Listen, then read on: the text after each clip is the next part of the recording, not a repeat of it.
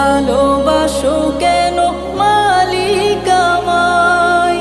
কি করে শুকুর তার করি আদায়? এত ভালোবাসো কেন মালিক আমায়? এত ভালোবাসো কেন মালিক আমায়?